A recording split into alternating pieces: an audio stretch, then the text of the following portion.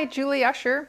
In my last video, I talked about 3D box construction, and in this video, I'm going to show you how to do a 3D construction that uses the sandwiching technique where we stack cookies on top of cookies and then perch them upright. I'm going to be making a place card, something very similar to either of the two you see here. We'll start by reviewing the pieces that you'll need for this project. They're all standard round shapes or fluted round shapes that come from the Atico cutter sets. And it's basically either a 4 or a 3 cookie project. I'm probably going to do this as a 3 cookie project, we'll see, and make it a little slimmer at the top. I use about a 4 and 4¼ inch round that forms the outer frame, a smaller, roughly 3½ inch round, I'm guessing, to cut the window out of the front of it. An optional, slightly bigger, 3¾ inch round for the interior piece that's going to get stamped and stenciled. And again, that piece is optional because you can also just ice on the back piece of a large cookie. You'll need 2 of these. You'll need one without a window cut in it, and that can form the backing part of the sandwich. And then you'll need either a 1¾ to 2 inch round, this one's slightly small, to form the base of the cookie. And again, those are all standard Atico cutters. I'm going to try to do a 3 sandwich version of this where I've iced the big 4-inch round just enough that it shows through the window. I've already iced the ring that's going to go on top, and then we'll ultimately mount them on my pre-decorated base. So this will largely be an assembly video, though I am going to be showing you how I stencil and rubber stamp the interior. First things first, though, is I want to decorate as much of this as possible before it goes up because it's much easier to handle this when it's dry. So I'm going to put the dots around the perimeter, and here I'm using an icing of beadwork consistency. You'll find all the consistency adjustments also on my website, but it's relatively loose and flows nicely into a bead of its own. All the other elements should be completely dry, particularly the window piece that has the white on it because we'll be stamping and stenciling on it, as I said. And those techniques both require a completely dry top coat in order to work effectively.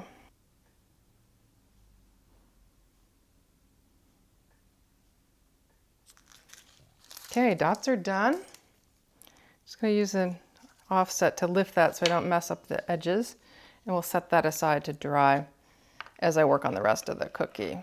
Ideally, I'd let it dry at least a ½ hour or more before handling it. I've got a complete video on rubber stamping in my DVD series. It goes into great detail. Here I'm just going to give you a quick overview.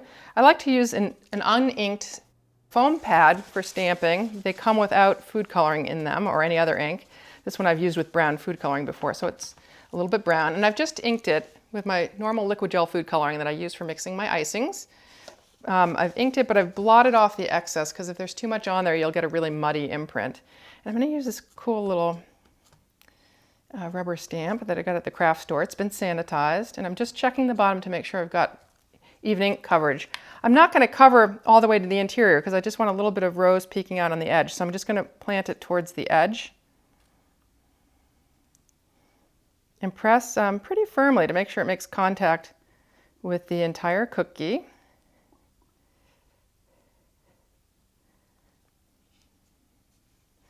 That looks pretty good. There are a couple of little areas that I missed where I didn't get good contact here and here, but chances are they're going to be hidden by the edge of my frame, so I'm not going to worry about them. If I wanted to, I could come in with a fine paintbrush and food coloring and fill them in. So that's the basic stamping. I do want to colorize it. It's been dusted with pink and green. So I am going to let this dry a little bit before I do that. In the meantime, I think I can probably safely stencil my name on there without too much trouble. Now I'm working here with icing of stenciling consistency, which is relatively thick. I think I'm going to use a purple here just because I have purple on my base. And I just need a little bit of a dab to stencil with. You don't want to use too much. And I am going to place my name right about there. I think the underlying, this dries pretty quickly. I think it's dry enough to get the stencil on top of that smudging. Just going to make sure it's where I want it, oriented relative to the rose. And I've got it closer to the center because I know some of the edge is going to be covered when I put the ring down on top of it. Now the key thing with stenciling, and again, I've got a whole nother stenciling video, is to make sure the stencil doesn't move while you're stenciling. And I sometimes steady with the tip of a trussing needle to keep that stencil flat, or my finger. And I think I'm going to use my finger this time just because I've got a lot of handling room on the stencil. This particular stencil is from designerstencils.com. It's my favorite supplier of stencils, and they custom cut it for me. I sent them the font, and they cut my name out for me. So they can do all sorts of fun stuff. Even if you don't see the exact stencil you want, they can do it. So I start just by putting down a thin schmear, not too much, and getting even coverage before I do one big swipe.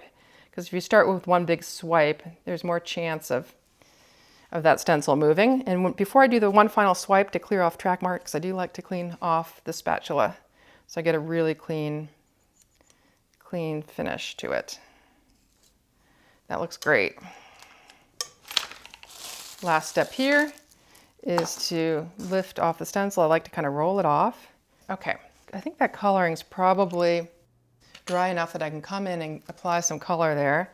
A little bit of purple might have been nice since I used purple in the lettering, but I've got pink for the flower and green here. And this is just a dusting technique. It gives kind of a light blush of color. You can also paint this on by extending it with an extract, but we're just brushing it on with a dry dust, or rather a dry paintbrush and the dust dry. And this might, again, be something safer to do when the purple icing's dried, because I'm going to get some excess coloring on here. And if it gets into that purple, it's going to stick to it. Again, just kind of rubbing it on generously. I'll shake off the excess just by wrapping that gently on my table. Now onto the green. You can use the same brush as long as you wipe it out. Wipe that pink out of it. Not so if you're painting. You'd have to clean out the brushes pretty thoroughly between colors. I'm just going to get a little green on where the leaves should be. And with dusting, it's pretty imprecise. It's going to go out of the boundaries. So if you want a more precise coloration, that's when painting comes in handy. And then we have the interior of this all finished, and we'll move on to the assembly. What I like to do, again, when I'm working with anything 3D, is to actually work on a piece of cardboard so that I can move the project, or on a cutting board like this, that I can easily move the project while it's drying so it's not in the way of other things I might be trying to do. Okay, so for this purposes, I might have to handle this guy pretty carefully because I just put those dots on and I don't want them to smudge. This is, again, just a gluing process. I'm using a thick white. I'm just going to put some white down here on the perimeter of this. And what the key thing with sandwiching, because these things need to stand up upright later, the key thing to remember is just use a thick royal icing glue. And the second thing is to make sure that the bottom of whatever it is you're going to be standing up, the elements of the cookie are closely aligned.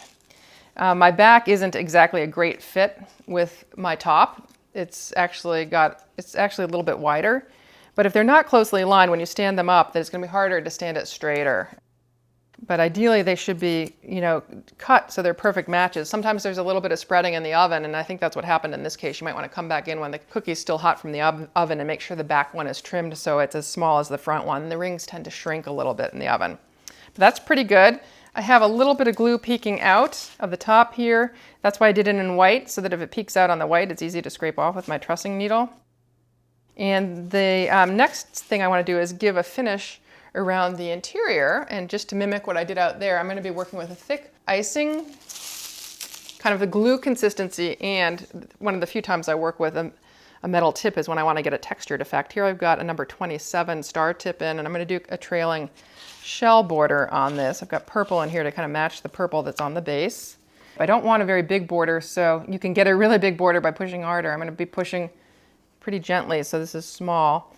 And starting at the top,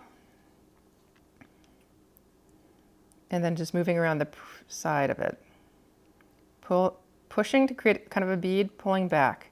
Pushing, pulling back, and rotating the cookie as I go so my hand is not in my line of sight.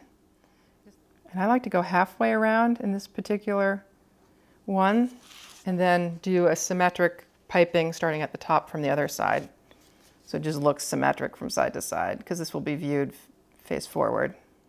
But I'm making sure I'm looking over the cookie so that I'm getting this ring down relatively circularly and also in a way that frames the interior of the cookie nicely.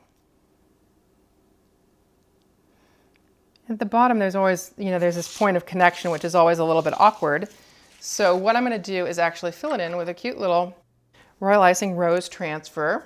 These I bought from fancyflowers.com, but in a subsequent video, I'll probably show you how to make them because they're easy enough to do on your own. But these pre-made ones are also really cute.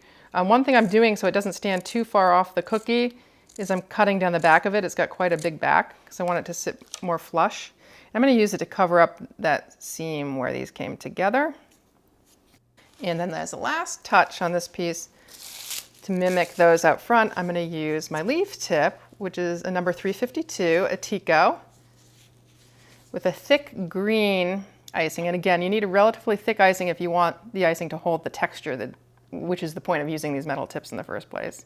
And I'm just making sure it's working well on the counter before I apply it to the cookie. And I'm going to stick a couple leaves down here to fill it out and to kind of also tie in with the green that I dusted on the interior of the cookie. It just kind of makes all of the colors harmonize a little bit more when they're the elements. When they're common color elements in various parts of the cookie. So this is the sandwiched piece that I talked about. This is the sandwiching technique. And when this is completely dry, what I will do is then glue it with a thick icing glue to the top of the base, prop it up, and it will be ready to present. Okay, hasn't been quite an hour of drying, but we're going to try to mount it anyway. It's always safer to mount this when the face is completely dry because I do need to lift it and hold it into place from the top of the cookie. So I am working again on my cardboard and I've lined it with a little bit of bubble wrap. So if this should fall over in the drying process, it's not going to damage the front of the cookie. You could even extend the bubble wrap further than I have. I want to use as little glue as possible because I don't want it to show. And here it's hard to say which color to choose. I could choose a brown because it'll match the dough quite well, but then it might show up on the base of the cookies. So I am going to use white because as a general rule, it's always easier to clean white off something dark than something dark off of something light. So I've got my thick royal icing glue underneath, just enough to hold it. I'm just planting it on my base where it seems to sit most naturally. And if the bottoms of these two cookies are flush against one another, this should almost stand on its own. This one is not because I had a size issue. You'll see how this is bigger at the top. So I'm going to prop it with my handy dragée containers. You can even also put something directly up on the back of the cookie to hold it in place. But I'm going to prop both the front and the back with my dragée containers.